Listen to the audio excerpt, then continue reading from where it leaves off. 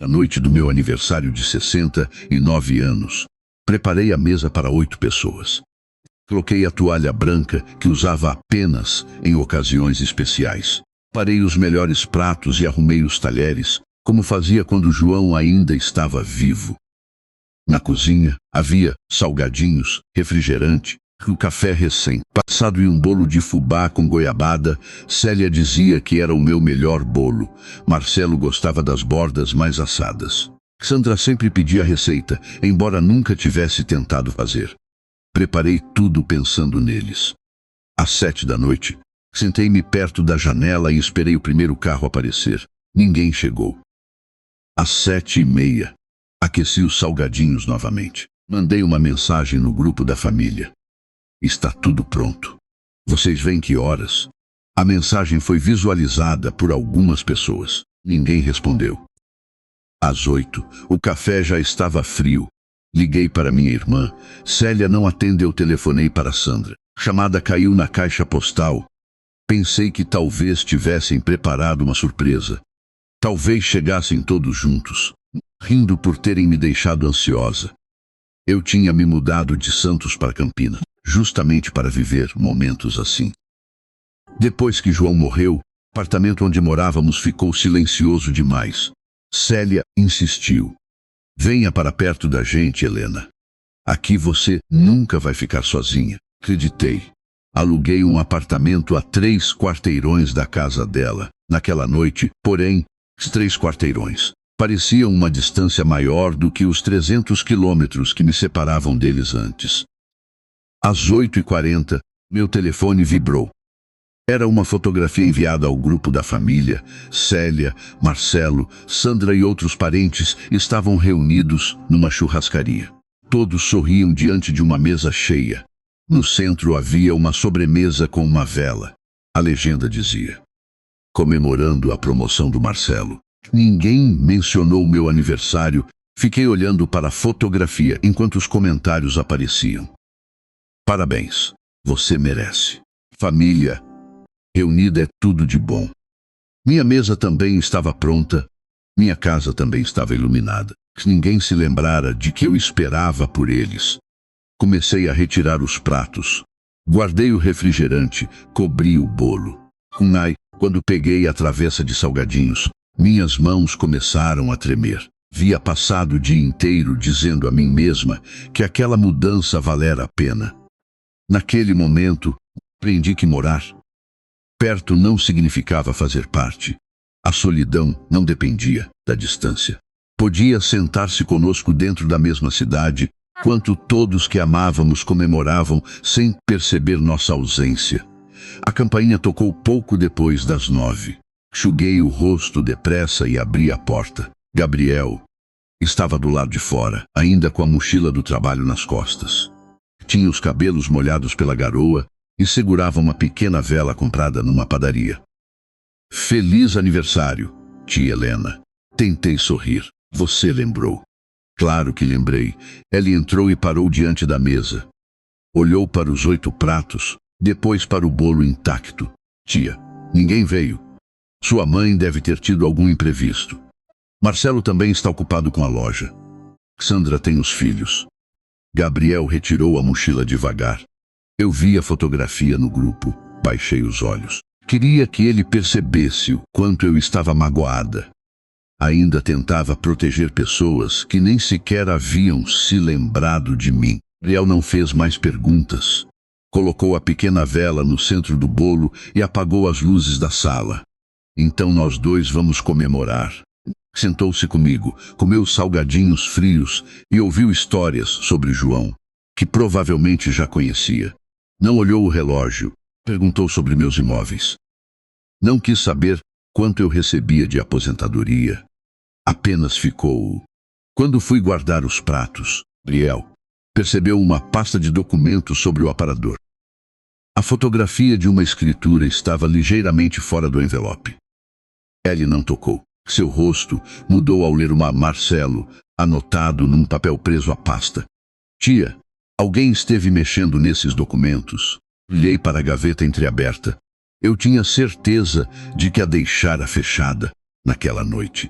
Ainda não sabia que Gabriel seria a única pessoa a perceber não apenas minha solidão, mas também o que alguns parentes estavam preparando, enquanto fingiam preocupação comigo.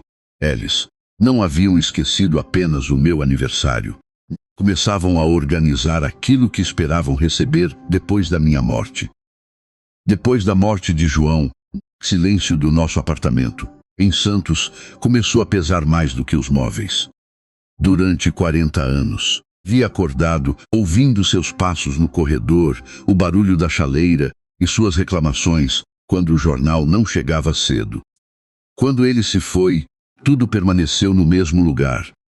A cadeira perto da janela, os chinelos ao lado da cama, a caneca com uma pequena rachadura na alça. Mas a casa já não parecia habitada. Parecia estar esperando por alguém que nunca voltaria. Foi Célia quem mais insistiu para que eu me mudasse. Venha para Campinas, Helena. Você não precisa passar a velhice sozinha. Tenho minhas amigas aqui. Amiga não é família. Frase ficou comigo. Eu nunca tive filhos. Por isso, durante toda a vida, tratei os filhos de Célia como se também fossem meus. Acompanhei aniversários, formaturas, casamentos e nascimentos. Acreditei que, morando perto deles, finalmente teria um lugar à mesa que não dependesse de convites feitos por telefone. Aluguei um apartamento modesto a 3 quarteirões da casa de minha irmã. Não era tão confortável quanto o de Santos, mas tinha uma sala iluminada, pequena varanda e espaço para minha máquina de costura. No primeiro dia da mudança, todos apareceram. Marcelo carregou as caixas mais pesadas. Sandra trouxe flores e colocou um vaso sobre a mesa. Célia entrou em cada cômodo dizendo onde eu deveria guardar as coisas. Aos domingos, se almoça conosco, prometeu. Nada de ficar sozinha. Gabriel chegou mais tarde, depois do trabalho. Não trouxe presente. Trouxe uma caixa de ferramentas e consertou a porta do armário que não fechava. Na primeira semana, meu telefone tocou todos os dias. Sandra perguntava se eu precisava de alguma coisa. Marcelo dizia que poderia me levar ao mercado. Célia aparecia para tomar café. Eu pensei, hoje é a melhor decisão que tomei. Mas aos poucos, as visitas começaram a diminuir. O almoço de domingo foi cancelado pela primeira vez porque Célia estava cansada. Na semana seguinte, Marcelo precisou cuidar da loja. Depois, Sandra disse que os filhos tinham compromissos. Eu preparava comida mesmo assim. Frango assado, arroz, farofa e pudim. Às 11 da manhã, recebia uma mensagem. Hoje não vai dar, tia. Fica para a próxima. Guardava tudo em potes e dizia a mim mesma que era normal. Marcelo trabalhava muito, Sandra tinha filhos. Célia já não era jovem. Inventava desculpas para não admitir que as pessoas que prometeram companhia voltaram às próprias vidas assim que as caixas foram abertas. Minha rotina ficou cada vez mais silenciosa. Acordava às 6, passava café e ia à feira às sextas-feiras. Nas quartas, assistia à missa. À noite, deixava a televisão ligada, mesmo sem prestar atenção à novela. Queria apenas ouvir vozes dentro do apartamento. Riel era o único que aparecia com alguma regularidade. Às vezes trazia pão francês. Em outras, trocava uma lâmpada ou verificava se eu havia tomado os remédios. Na maior parte das vezes, apenas se sentava à mesa e tomava café. Como foi sua semana, tia? Era uma pergunta simples. Mas ninguém mais fazia. Gabriel não olhava para meus móveis como se calculasse o valor. Não abria gavetas. Não perguntava sobre aposentadoria, aluguel ou documentos. Ficava 20 minutos ou 2 horas, dependendo do dia. Nunca saía levando nada, além de um pedaço de bolo embrulhado num guardanapo. Certa noite ele apareceu perto das 9. Sobre a mesa havia 2 xícaras e um prato de biscoitos. A senhora estava esperando alguém. Sua mãe disse que talvez passasse aqui. Gabriel olhou para o relógio. Célia morava a 3 quarteirões. Já estava quase na hora de dormir. Ela confirmou, não, mas pode aparecer. Que não discutiu. Sentou-se e ficou comigo até o café esfriar. Célia não veio. Na manhã seguinte, A campainha tocou cedo. Pensei que fosse minha irmã, trazendo alguma explicação. Era Sandra. Entrou, beijou meu rosto e caminhou pela sala, observando tudo. Não perguntou como eu havia passado a noite. Não comentou meu aniversário esquecido. Sua primeira pergunta foi: tia, senhora, já vendeu o apartamento de Santos? Naquele instante, percebi que algumas pessoas demoravam semanas para encontrar tempo de me visitar. Mas sempre encontravam tempo quando queriam saber o que eu possuía. A pergunta de Sandra ficou na sala mesmo, depois que ela se sentou. Senhora já vendeu o apartamento de Santos? Passei o café devagar. Não, ele está alugado. Por um instante, a expressão dela mudou. Rápido. Um pequeno desapontamento que logo virou sorriso. É só preocupação, tia. A senhora está sozinha. Quem precisa ajudar a organizar essas coisas? Eu conhecia aquela maneira de falar. Sandra usava a palavra ajudar, sempre que queria saber quanto alguma coisa valia. Enquanto colocava a xícara diante dela, comecei a lembrar de tudo o que João e eu fizemos por aquela família. Eu nunca pude ter filhos. Durante muitos anos. Reguei uma dor que quase ninguém conhecia. Via outras mulheres falando sobre gravidez, escola e formatura, enquanto eu aprendi a sorrir sem mostrar o vazio. Foi então que os filhos de Célia passaram a ocupar esse espaço. Marcelo, Sandra e Gabriel nunca foram apenas meus sobrinhos. Foram as crianças que levei ao parque, busquei na escola e recebi durante as férias. Quando Célia ficou viúva, ajudei como pude. João nunca reclamava. Eles são nossa família, dizia. Temos 2 anos da faculdade de Sandra, quando Célia não conseguiu continuar com as mensalidades. Lembro-me de um dia em que ela recebeu a confirmação da matrícula. Correu até minha casa, abraçou-me e chorou. Um dia vou cuidar da senhora como a senhora está cuidando de mim. Guardei aquela promessa durante mais de 20 anos. Quando Marcelo precisou de material escolar, fomos nós que compramos. Depois, quando decidiu abrir a primeira loja de materiais de construção, o João retirou parte de uma aplicação. É só até o negócio começar a dar lucro. Marcelo prometeu. O lucro nunca chegou como ele imaginava, mas os pedidos continuaram. Também pagamos uma cirurgia de Célia. Acolhemos Gabriel quando os pais passaram por uma separação difícil. Ele tinha apenas 11 anos e dormia com a luz do corredor acesa. Eu sentava ao lado da cama até que pegasse no sono. Anos depois, e o único que continuou aparecendo, sem trazer uma necessidade escondida atrás do sorriso.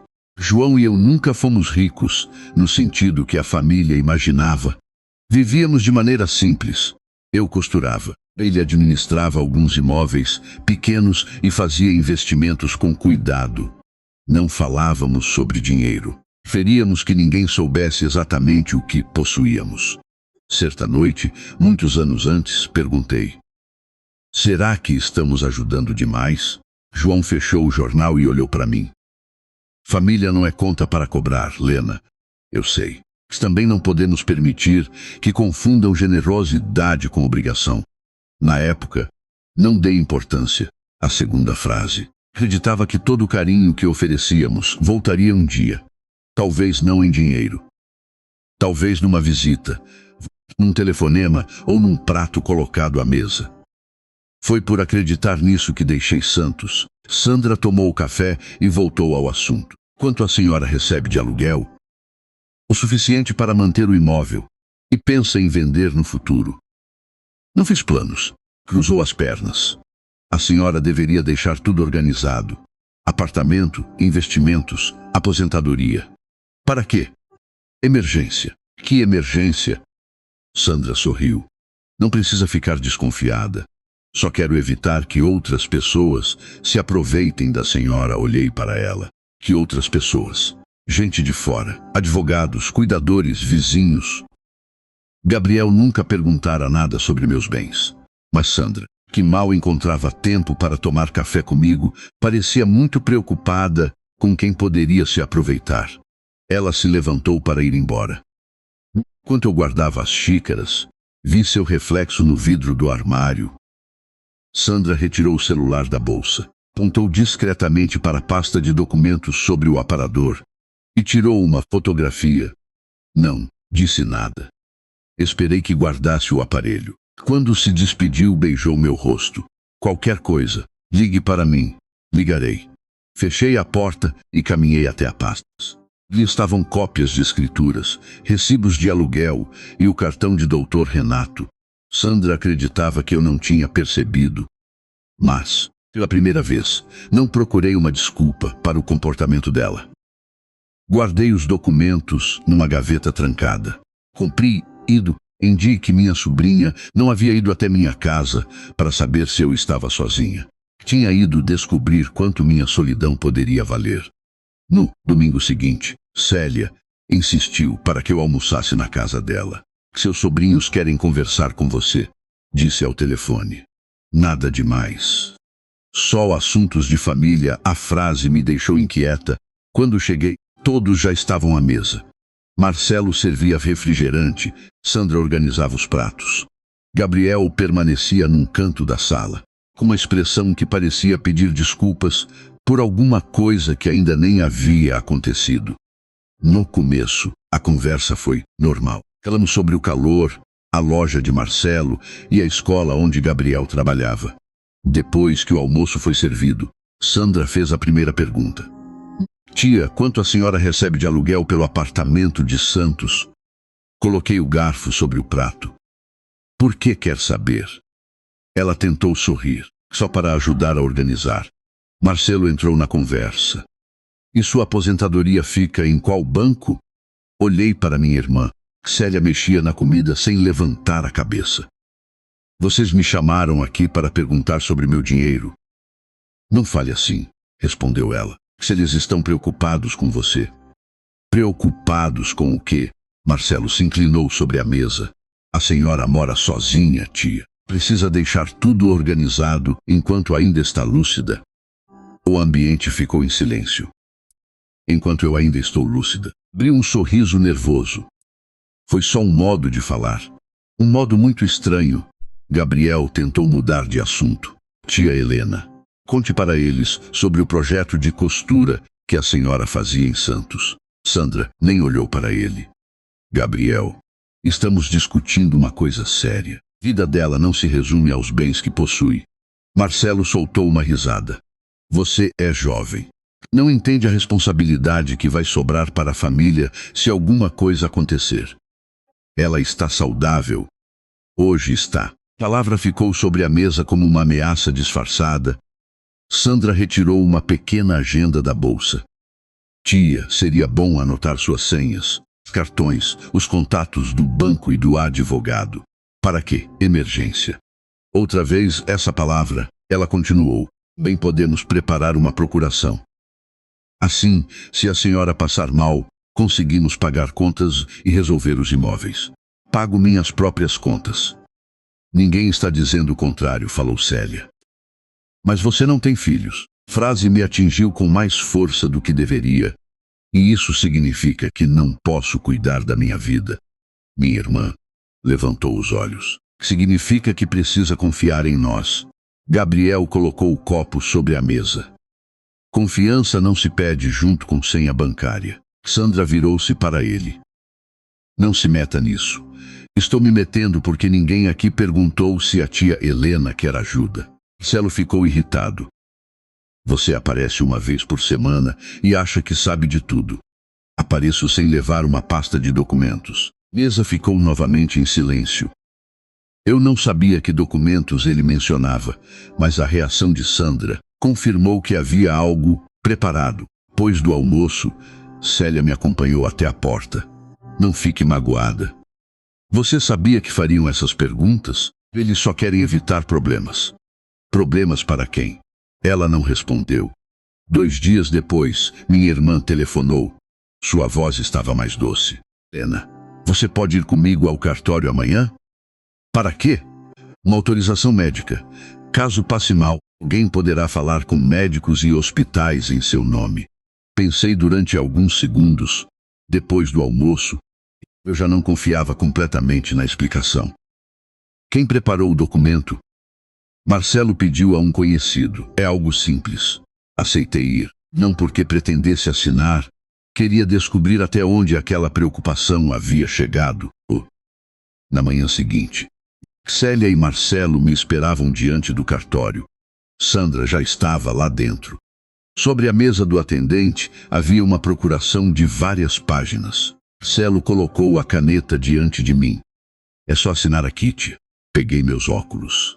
Primeiro vou ler. L. Demonstrou impaciência. Funcionário já conferiu. É padrão. Comecei devagar. O documento autorizava representação em hospitais e planos de saúde. Mas continuava. Falava sobre bancos, contas, investimentos e cartórios.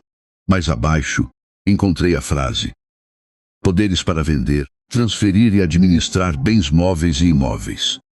Afastei a caneta. Isto não é uma autorização médica. Marcelo olhou para Sandra. Minha irmã segurou meu braço. Helena, deixe que a gente explique. Levantei-me. Pósito. Expliquem por que me trouxeram a um cartório para entregar meus bens sem me contar a verdade. No domingo seguinte, Célia insistiu para que eu almoçasse na casa dela. Marcelo e Sandra também vão estar aqui, disse pelo telefone. Faz tempo que não reunimos a família. Quase respondi que fazia pouco tempo desde meu aniversário, quando todos haviam se reunido sem mim. Se engoli a mágoa. Ainda queria acreditar que aquela seria uma oportunidade de recomeçar. Quando cheguei, a mesa já estava posta. Marcelo falava sobre as dificuldades da loja. Sandra mexia no celular. Gabriel já ajudava a mãe a levar as travessas para a sala. Ele foi o único que se levantou para me abraçar. Como a senhora está, tia? Estou bem, de verdade. Antes que eu respondesse, Sandra chamou todos para a mesa. Nos primeiros minutos, conversamos sobre assuntos comuns. O calor, o preço dos alimentos, o trânsito de Campinas. Então Marcelo colocou o garfo no prato e perguntou: tia, quanto a senhora recebe pelo aluguel do apartamento de Santos? Pergunta surgiu sem qualquer ligação com a conversa. Por que quer saber? Curiosidade. Imóvel no litoral está valorizado. Sandra aproveitou. E sua aposentadoria fica em qual banco? Olhei para Célia. Minha irmã manteve os olhos no prato. Vocês me convidaram para almoçar ou para fazer um levantamento dos meus bens? Não seja desconfiada, respondeu Sandra. Estamos preocupados. Preocupados com quê? Marcelo se inclinou para a frente. A senhora mora sozinha e não tem filhos. É importante deixar tudo organizado enquanto ainda está lúcida. O silêncio tomou conta da mesa. Enquanto eu ainda estou lúcida. Ele tentou rir. Apenas um modo de falar. Um modo ofensivo. Gabriel interrompeu. A tia Helena cuida da própria vida melhor do que muita gente aqui. Então Tanza lançou-lhe um olhar frio. Você é jovem. Não entende dessas responsabilidades. Entendo que ninguém deve pedir senhas e documentos de uma pessoa saudável. Marcelo franziu a testa. Quem falou em senhas? Sandra abriu a bolsa e retirou uma pequena agenda. Não seria ruim anotar os dados bancários, contatos do advogado, documentos dos imóveis. Para quem? Para a família. A família inteira? Para alguém de confiança. Olhei para cada um. E quem decidiu quem é essa pessoa? Célia finalmente falou. Helena, eles só querem evitar que gente de fora se aproveite de você. Gente de fora me visita mais do que alguns parentes. Minha irmã ficou vermelha. Marcelo mudou o tom.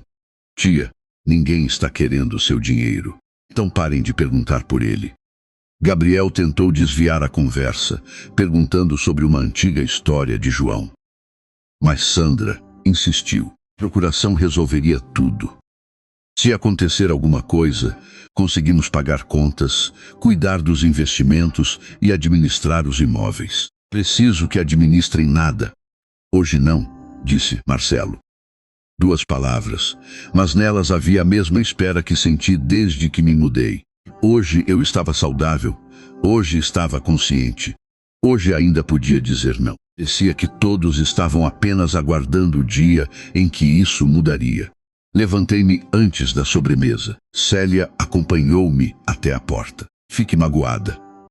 Eles só pensam no seu futuro. Meu futuro ou a herança deles? Não fale assim. Então diga que estou errada. Permaneceu em silêncio. 2 dias depois, minha irmã telefonou novamente. Sua voz estava mais carinhosa do que o normal. Helena, pode me acompanhar ao cartório amanhã? Para quê? Uma autorização médica. Caso você passe mal, teremos permissão para falar com hospitais e médicos. Pensei na agenda de Sandra e nas perguntas durante o almoço. Quem preparou o documento? Marcelo pediu ajuda a um conhecido. É uma formalidade. Aceitei ir, não porque confiasse na explicação. Queria descobrir o que estavam tentando esconder atrás da palavra cuidado.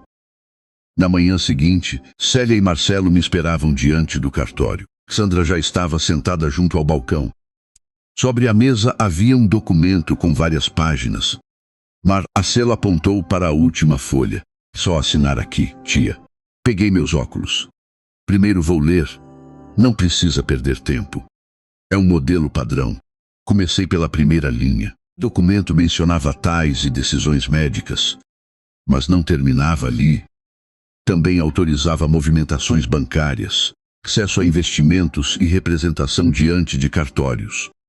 Continuei lendo até encontrar uma frase que fez minhas mãos esfriarem. Poderes para vender, transferir, negociar e administrar bens móveis e imóveis.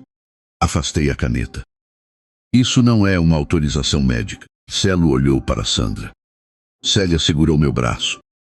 Helena, deixe a gente explicar.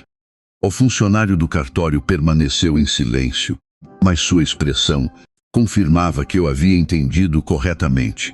Quem pediu esta procuração? Perguntei.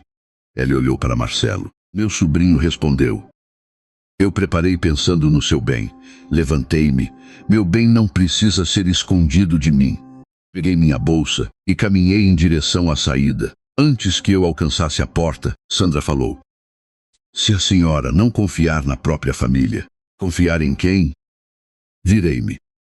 Talvez em quem não precise mentir para conseguir minha assinatura. Depois do episódio no cartório, família mudou comigo. Sandra deixou de responder às mensagens. Marcelo dizia que eu estava desconfiada demais.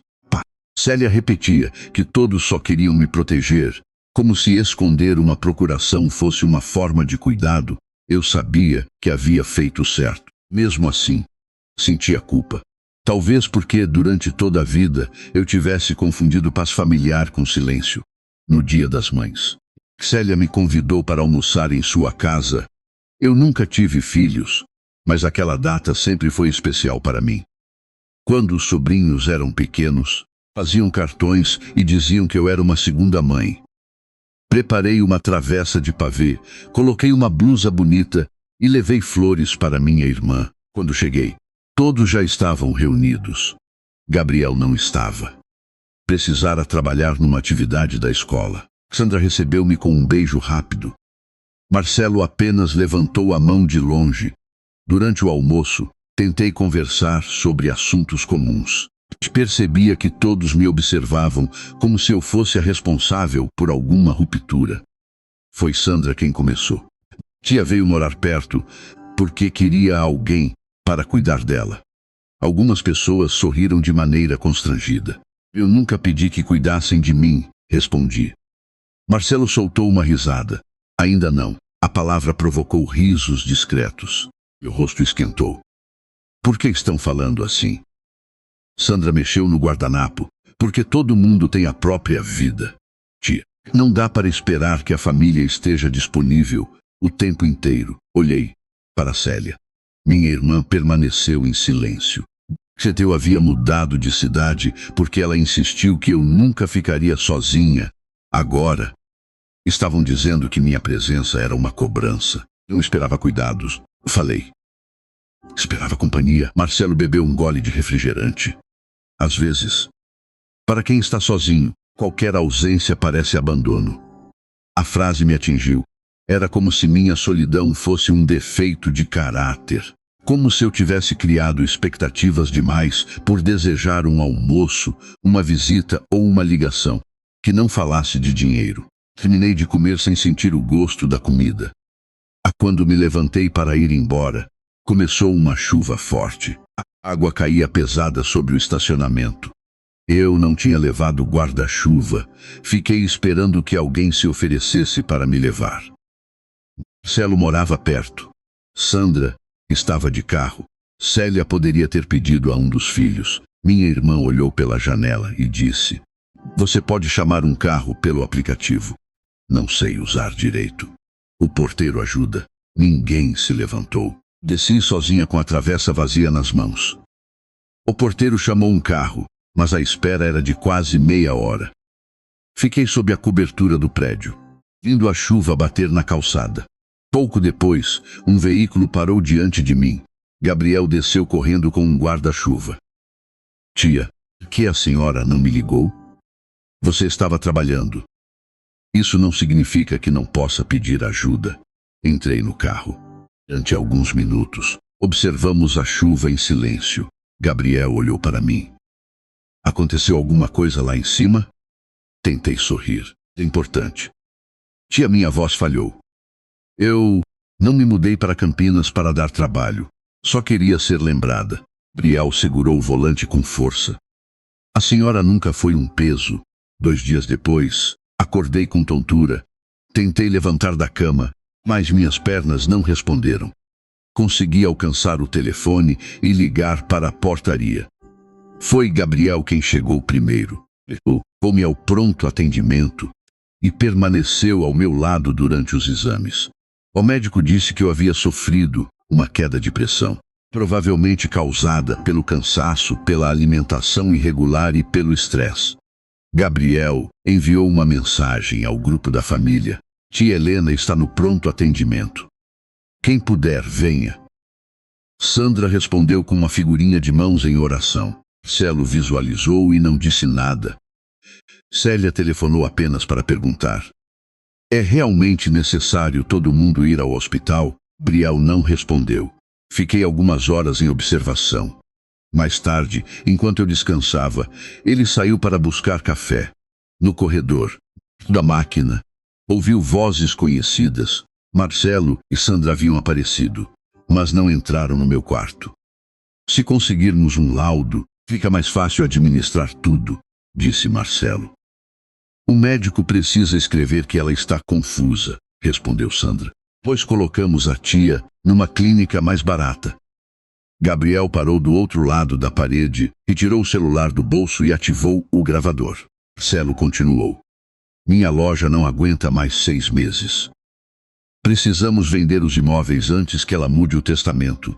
Naquele corredor, enquanto eu estava deitada, acreditando que minha família talvez tivesse finalmente vindo me visitar, batido meu sobrinho, descobria que eles não estavam preocupados com minha saúde. Estavam esperando que minha fraqueza lhes desse o direito de controlar minha vida. Gabriel esperou até sairmos do pronto atendimento para me contar. No carro, ele permaneceu em silêncio durante quase todo o caminho. Segurava o volante com força e olhava para mim de vez em quando, como se procurasse a maneira menos dolorosa de dizer alguma coisa. Quando chegamos ao meu apartamento, ele preparou chá e pediu que eu me sentasse. "Tia, preciso mostrar uma coisa. Você está me assustando." Gabriel retirou o celular do bolso. "Ouça até o fim, por favor." A gravação começou com o ruído da máquina de café do hospital. Depois ouvi a voz de Marcelo: "Se conseguirmos um laudo, fica mais fácil administrar tudo." Sandra respondeu: "O médico precisa escrever que ela está confusa." Meu corpo ficou imóvel. As vozes continuaram. Falavam sobre uma clínica mais barata, sobre vender os imóveis, sobre conseguir outra procuração. Marcelo admitia que a loja estava endividada e que precisava do meu dinheiro antes que eu alterasse o testamento. Sandra dizia que eu não teria coragem de enfrentar a própria irmã. Em determinado momento, Marcelo riu e falou: "Tia Helena tem medo de ficar sozinha. Se dissermos que a família vai se afastar, ela assina." Fechei os olhos. Foi essa frase que mais doeu. Cudeias. Eriam minha fraqueza. Sabiam que eu havia deixado Santos porque temia envelhecer sem ninguém. Pretendiam usar exatamente esse medo para me tirar tudo. Gabriel desligou a gravação. Desculpe. Por que está pedindo desculpas? Eles são minha família. Você não é responsável pelo que os outros fazem. Ele abaixou a cabeça. Eu devia ter percebido antes. Segurei sua mão. Você foi o único que percebeu que eu estava sozinha. Isso já é mais do que todos fizeram. Durante alguns minutos, permaneci calada. Não chorei.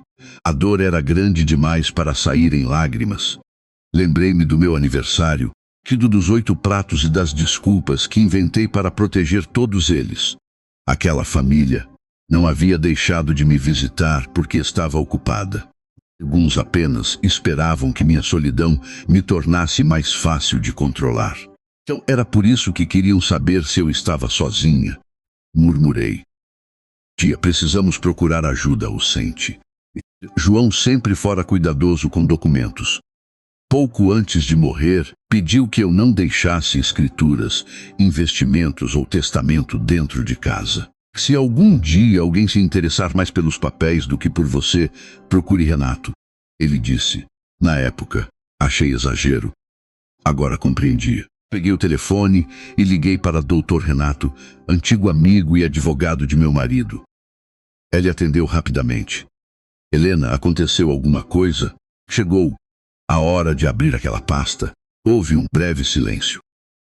Tem certeza? Olhei para Gabriel. Tenho. Na manhã seguinte, fomos ao escritório de Renato. O lugar ficava num prédio antigo perto do centro. As paredes eram cobertas por estantes e sobre a mesa havia uma fotografia de João tirada muitos anos antes. Renato pediu que nos sentássemos. Retirou de um cofre uma pasta grossa. Colocou sobre a mesa escrituras, extratos de investimentos, cartas de João e um testamento público. Gabriel levantou-se. Acho melhor eu esperar do lado de fora. Isso é assunto particular. Fique, pedi. Tia, não quero que pense que vim por causa de dinheiro. Exatamente porque nunca perguntou por dinheiro que quero você aqui. Ele voltou a se sentar. Dr. Renato abriu o testamento. Helena e João construíram um patrimônio maior do que a família imagina. Falou do apartamento de Santos, de 2 pequenas salas comerciais, aplicações financeiras e de uma reserva destinada a projetos sociais. Gabriel pareceu surpreso. Eu sempre vivera de maneira simples. João dizia que dinheiro deveria trazer segurança, não aparência. Renato passou algumas páginas. O testamento original foi atualizado depois da morte de João. Conforme pedi, respondi. Gabriel olhou para mim. A senhora já tinha mudado antes de ouvir a gravação? Sim, meses antes. Eu havia percebido que apenas uma pessoa aparecia sem pedir nada. Dr. Renato colocou o dedo sobre uma página. Gabriel, seu nome está neste documento. Meu sobrinho ficou pálido. Não quero nada. Ainda não ouviu, disse Renato. Gabriel olhou para mim, assustado. O advogado continuou. O apartamento onde Helena mora e uma das salas comerciais foram destinados a você. Ele se levantou novamente. Tia, eu não cuidei da senhora por causa disso. Nem sabia que existia. Segurei sua mão. É exatamente por isso que seu nome está ali. Dr. Renato fechou a pasta por alguns segundos. Há outro detalhe importante. Qual? Perguntei. Marcelo e Sandra não receberão nenhum imóvel nem valor financeiro. Gabriel olhou para mim. Eles já sabem. Ainda não. Renato ajeitou os óculos. Mas, depois da gravação, talvez seja melhor que saibam oficialmente. Olhei para o testamento, depois para a fotografia de João. Durante meses, minha família falava sobre o que aconteceria quando eu morresse. Chegara a hora de reuni-los e falar sobre o que aconteceria enquanto eu continuava viva. Dr. Renato abriu novamente a pasta. Embora Gabriel já soubesse que seu nome aparecia no testamento, ainda não conhecia todos os detalhes. O patrimônio que João e eu construímos ao longo da vida era maior do que nossa família imaginava. Além do apartamento de Santos, havia 2 pequenas salas comerciais alugadas, algumas aplicações financeiras e o apartamento onde eu morava em Campinas. Nunca ostentamos nada. João costumava dizer: dinheiro que precisa ser exibido deixa de servir à segurança e começa a servir ao orgulho. Por isso, continuamos vivendo como sempre. Eu costurava minhas próprias roupas. Ele consertava objetos antes de comprar novos. Quanto alguns parentes acreditavam que eu tinha apenas aposentadoria e um imóvel antigo no litoral, os aluguéis e investimentos cresciam devagar. Latar mostrou a primeira destinação. Uma parte dos recursos seria entregue a um centro de convivência para idosos que viviam sozinhos. Financiaria bolsas de estudo para jovens de escolas públicas. João sempre dizia que oportunidade vale mais do que presente. Expliquei. Gabriel observava os documentos em silêncio. O apartamento onde eu morava seria destinado a ele. Uma das salas comerciais também. Renda poderia ajudá-lo a continuar trabalhando como professor sem viver constantemente preocupado com aluguel e contas. Tia, isso é demais, disse. Não é pagamento pelas visitas, mas parece. Você já me visitava antes de saber que existia qualquer coisa. Ele passou a mão pelo rosto. Não quero que Marcelo e Sandra pensem que manipulei a senhora. Dr. Renato respondeu. O testamento foi registrado meses antes da gravação no hospital. Gabriel olhou para mim. Então a senhora já havia decidido? Decidi depois do meu 2º mês em Campinas. Naquela época, eu ainda tentava justificar a ausência de todos. Comecei a perceber uma diferença. Marcelo aparecia quando precisava de dinheiro para a loja. Sandra telefonava quando queria saber sobre os imóveis. Célia me procurava principalmente para pedir ajuda aos filhos. Gabriel chegava com pão, sentava-se à mesa e perguntava como eu estava. Nunca sabia se eu tinha muito ou pouco, e nunca parecia importar. Seu nome está aqui porque você me enxergou enquanto eu ainda estava viva, falei. Ele abaixou os olhos, emocionado. Renato virou outra página. Marcelo e Sandra não receberiam imóveis nem valores financeiros. Alguns objetos afetivos seriam entregues a eles. Fotografias, cartas antigas e lembranças da infância. Mas tudo o que pudesse ser vendido estava protegido. A senhora tem certeza? Perguntou Gabriel. Eles não estão sendo punidos por não me visitarem. Então por quê? Porque tentaram me declarar incapaz, controlar minhas contas e escolher uma clínica mais barata para mim enquanto calculavam quanto receberiam. Dr. Renato confirmou que o testamento respeitava todos os limites legais.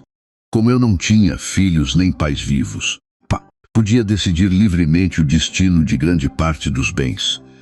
Também providenciamos medidas para impedir qualquer procuração, venda ou alteração sem minha presença e avaliação independente. Saí do escritório, sentindo algo que não experimentava havia meses. Não era felicidade. Durante muito tempo, temi que colocar limites me deixasse sem família. Agora compreendia que a ausência deles já existia. O que eu precisava impedir era que levassem também minha autonomia. Naquela mesma tarde, telefonei para Célia. Quero reunir todos para um almoço no domingo. Minha irmã pareceu aliviada. Finalmente, demos o afito com o carro a hora aquela autorização.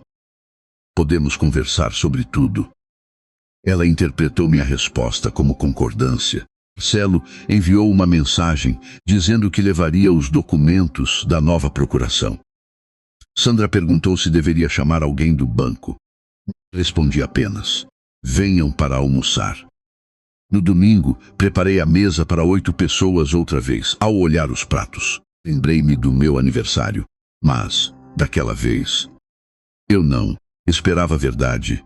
Célia chegou primeiro. Marcelo apareceu sorridente, regando uma pasta. Sandra trouxe uma caneta e vários papéis organizados. Gabriel entrou por último e sentou-se ao meu lado. Tia, ainda podemos desistir, sussurrou. Passei tempo demais desistindo de mim para manter os outros confortáveis. Quando todos terminaram de se servir, Sandra colocou a procuração sobre a mesa. Podemos resolver isso depois do almoço. Olhei para a porta. Campainha tocou. Levantei-me e fui abrir. Dr. Renato estava no corredor, segurando a pasta do testamento. Quando entrou na sala, o sorriso de Marcelo desapareceu. Sandra recolheu lentamente a caneta. E minha irmã compreendeu que aquele almoço não terminaria com minha assinatura. Terminaria com todos descobrindo que a herança sobre a qual faziam planos já tinha um destino. Dr. Renato colocou a pasta sobre a mesa. Ninguém tocou mais na comida. Sandra foi a primeira a falar. O que um advogado está fazendo num almoço de família, garantindo que ninguém mude depois o que será dito aqui, respondi. Marcelo fechou a pasta da procuração que havia trazido. Tia, precisamos transformar isso numa ameaça. Não fui eu quem tentou conseguir poderes para vender meus bens, sem me contar. Célia segurou meu braço. Helena, podemos conversar em particular?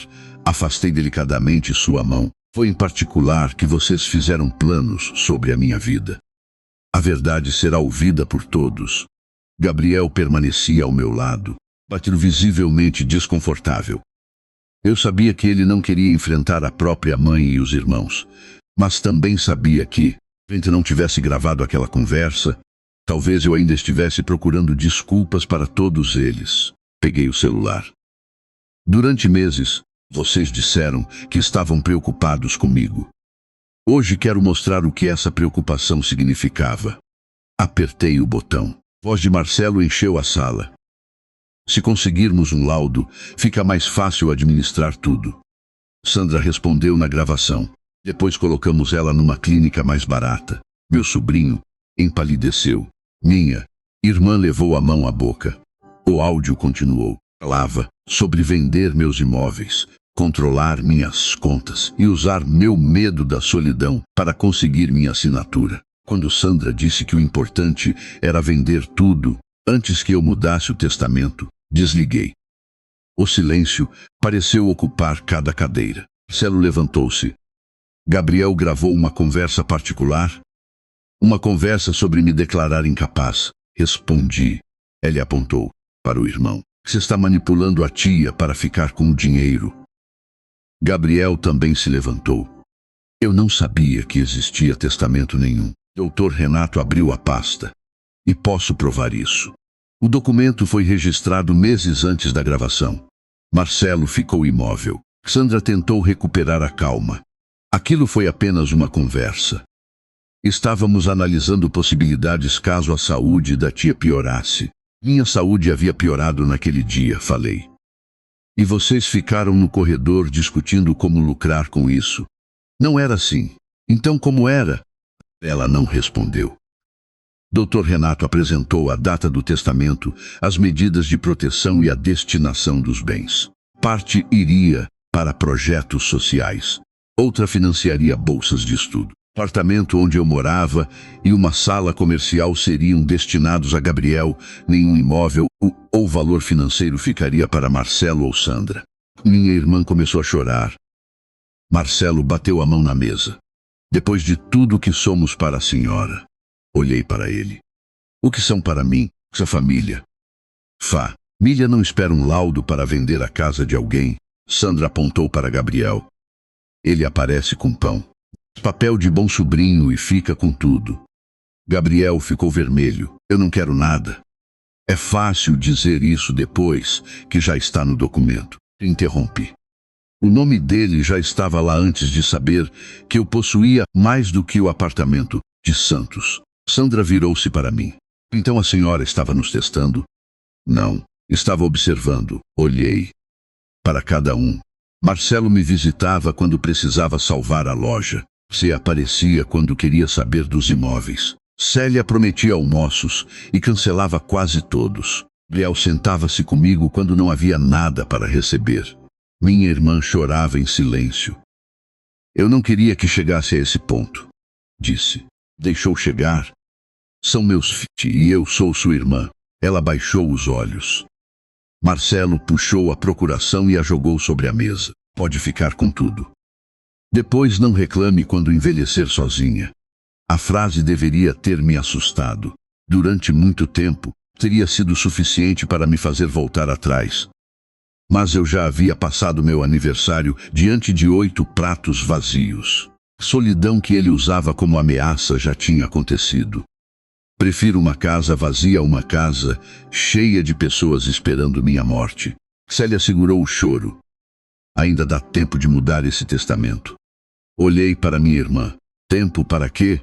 Ela não respondeu. Então fiz a pergunta que estava presa em mim desde a gravação. Tempo para me amar ou tempo para eu morrer? Ninguém teve coragem de responder. Dr. Renato fechou a pasta. A decisão patrimonial está registrada e protegida. Marcelo saiu primeiro. Sandra foi atrás dele sem se despedir. Célia permaneceu sentada, olhando para a mesa. Gabriel começou a recolher os pratos, mas pedi que parasse. Ainda não. Olhei para minha irmã. Destino do dinheiro já estava decidido.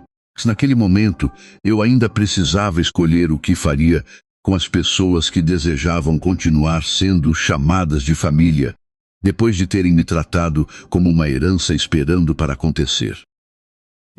Depois que Marcelo e Sandra foram embora, o apartamento ficou em silêncio. Célia continuou sentada à mesa, olhando para os pratos, quase intactos. Gabriel recolheu a pasta da procuração e a colocou longe de mim, como se até aquele papel pudesse ferir. Minha irmã enxugou o rosto. Helena, errei. Esperei. Durante anos, Célia sempre encontrava uma explicação para os filhos. Marcelo estava endividado. Sandra era ansiosa. Todos tinham suas próprias vidas. Eu era compreensiva demais para guardar mágoa. Naquele dia, porém, não queria mais explicações. Você sabia do plano da clínica? Perguntei. Ela demorou a responder. Sabia que estavam pesquisando lugares. E sabia que queriam me declarar incapaz?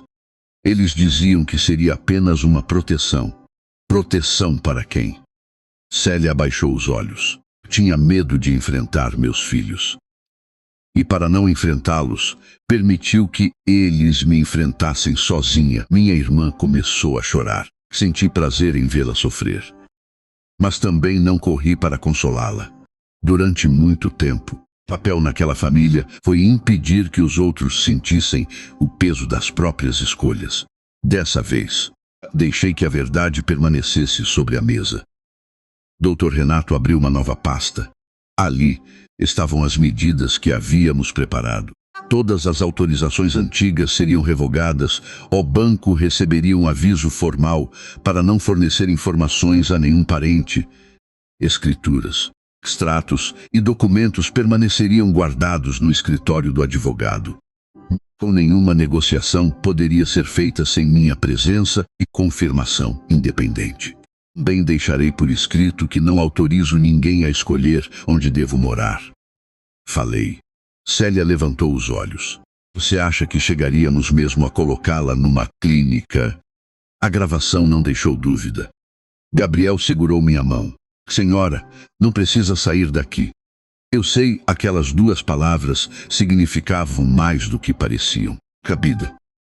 Eu sabia que podia permanecer no meu apartamento. Sabia que os imóveis continuavam protegidos. Principalmente, sabia que ninguém possuía o direito de administrar minha vida, só porque eu não tinha filhos. Nas semanas seguintes, Marcelo telefonou várias vezes. Primeiro pediu que eu reconsiderasse o testamento. Depois afirmou que a loja poderia fechar. Tia, estou pedindo um empréstimo. Eu devolvo. Não. A senhora vai assistir a minha família perder tudo? Sua família já perdeu muito. Quando você decidiu que meu patrimônio era a solução para seus erros, ele vendeu um carro que usava para manter aparências e reduziu o tamanho da loja. Não perdeu tudo. Apenas precisou aceitar uma vida compatível com o que realmente possuía. Sandra se afastou completamente. Quando percebeu que não receberia imóveis, nem controle sobre meus investimentos, deixou de telefonar. No início, sua ausência doeu. Com Pedro, Depois compreendi que algumas distâncias não são criadas pelos limites, apenas se tornam visíveis por causa deles. Célia tentou voltar. Apareceu numa tarde com um pão de queijo e pediu para tomar café. Deixei que entrasse. Conversamos por quase 1 hora sem mencionar herança. Antes de ir embora, ela perguntou: "Você ainda me considera sua irmã?" "Considero. Mas não confie em mim. Confiança não volta porque temos o mesmo sangue." Ela assentiu. "Vou tentar merecer outra vez." Não prometi nada. Perdoar não significava devolver a chave para quem havia entrado sem permissão. Gabriel continuou visitando como sempre. Mas, depois de conhecer o testamento, passou a parecer desconfortável. Certa noite, enquanto trocava uma lâmpada da cozinha, falou: "Tia, talvez seja melhor tirar meu nome." "Por quê?" "Não quero que pense que estou aqui por causa do apartamento. Você já estava aqui quando não sabia que ele existia. Mesmo assim, Gabriel, antes de conhecer a herança, você já me dava aquilo que ninguém mais me deu." Ele desceu da escada. "O quê?" "Tempo, Kido. Foi então que decidi usar parte da renda dos imóveis para criar alguma coisa que não dependesse da minha família. Conversei com a igreja do bairro e organizei um almoço semanal para pessoas idosas que viviam sozinhas. Algumas eram viúvas. Outras tinham filhos em cidades distantes. Havia também quem morasse perto dos parentes, mas quase nunca recebesse uma visita. Projeto o nome de Domingo de Casa Cheia. No primeiro encontro, coloquei novamente 8 pratos sobre uma mesa. Gabriel ficou parado ao meu lado. Ele se lembrava do meu aniversário.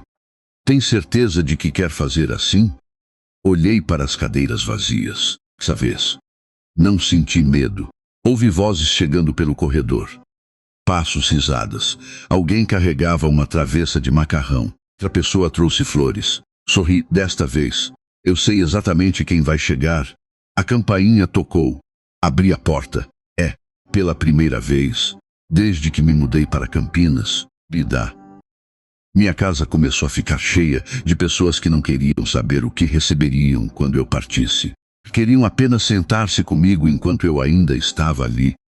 Meses depois, o apartamento já não parecia o mesmo lugar onde esperei sozinha na noite do meu aniversário. Às quartas-feiras, participava de uma oficina de artesanato na igreja. Às sextas, tomava café com 2 mulheres que conheci no projeto. Todos os domingos, o corredor se enchia de vozes antes mesmo do meio-dia a Domingo de Casa Cheia. Começou com 8 pessoas. Pouco tempo depois, precisávamos juntar 2 mesas. Cada um levava alguma coisa. Dona Lourdes fazia arroz doce. Seu Arnaldo aparecia com refrigerante. Marta, viúva que morava sozinha havia quase 10 anos, levava flores colhidas no próprio quintal. Ninguém perguntava quanto eu possuía. Ninguém fotografava meus documentos. Ninguém falava sobre o que aconteceria quando eu morresse. Falávamos sobre o que ainda queríamos fazer enquanto estávamos vivos. Gabriel continuava chegando mais cedo para organizar as cadeiras. Depois do almoço, ajudava a lavar a louça e permanecia para tomar o último café. Certa tarde, recebeu a notícia de que havia concluído uma especialização para professores da rede pública.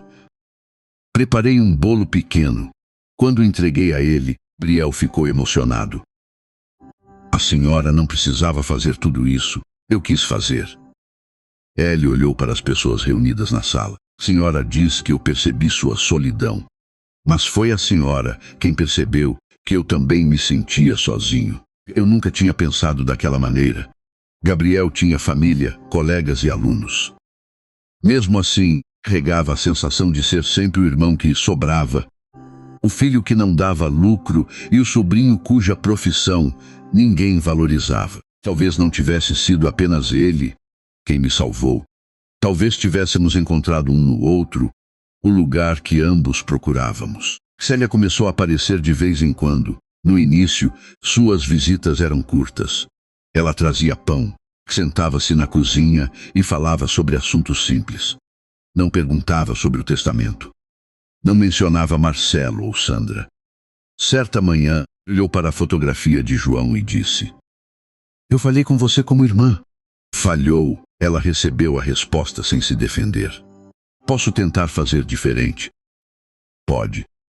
Mas será devagar. A relação entre nós não voltou a ser como antes. Tornou-se mais honesta. Eu não esqueci que Célia permitiu que os filhos planejassem minha vida. Mas também não quis transformar a mágoa numa nova prisão. Celo continuou distante. A loja diminuiu e ele precisou trabalhar pessoalmente no balcão. Sandra quase nunca telefonava. Por algum tempo, essa ausência doeu. Depois percebi que eu não havia perdido pessoas interessadas em mim. Havia apenas deixado de financiar a presença delas. Tarde, Gabriel voltou a falar sobre o testamento. Tia, ainda acho que deveria retirar meu nome. Por quê? Porque não quero que a senhora pense que cada visita tem um preço. Coloquei 2 xícaras de café sobre a mesa. Gabriel. Algumas pessoas esperavam receber meus bens quando eu partisse. Ellie, permanece silêncio. E você me deu sua presença enquanto eu ainda estava aqui. Mas isso não vale um apartamento. Para quem passou noites esperando uma campainha tocar, vale muito mais.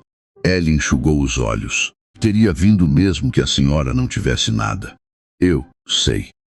É por isso que não tenho medo de deixar alguma coisa para você. Aniversário seguinte. Não preparei 8 pratos em silêncio. As cadeiras foram ocupadas antes mesmo de eu terminar o café. Gabriel trouxe uma vela. Célia apareceu com meu bolo favorito. Os participantes do projeto chegaram carregando travessas, flores e pequenos presentes feitos à mão. Quando cantaram parabéns, olhei ao redor. Não havia ali todas as pessoas que compartilhavam meu sangue. Via pessoas que conheciam minhas histórias. Batido, percebiam quando eu estava quieta e perguntavam como eu me sentia antes de perguntar se precisavam de alguma coisa. Apaguei a vela sem fazer pedido. Já tinha recebido o que mais desejava: pertencimento. Naquela cidade, aprendi que morar perto da família não é uma questão de distância. Cedo. Podemos viver a 3 quarteirões de alguém e continuar invisíveis. Bem podemos encontrar uma casa inteira dentro da presença de uma única pessoa. Sei a vida acreditando que família era quem carregava o mesmo sangue. Aos 69 anos, aprendi que família é quem percebe quando nossa voz fica baixa, quando a luz permanece acesa até tarde e quando existe um prato esperando sobre a mesa. Algumas pessoas desejavam meus bens depois da minha partida. Gabriel escolheu estar comigo antes que fosse tarde. E foi assim que a justiça chegou. Não como um castigo vindo do céu, parecia, mas como a verdade colocando cada pessoa diante daquilo que havia plantado. Quem ofereceu interesse recebeu distância. Quem ofereceu presença recebeu confiança. E eu, que havia mudado de cidade para não envelhecer sozinha, descobri que não precisava morar perto de muitas pessoas. Precisava apenas estar perto de quem realmente conseguia me enxergar.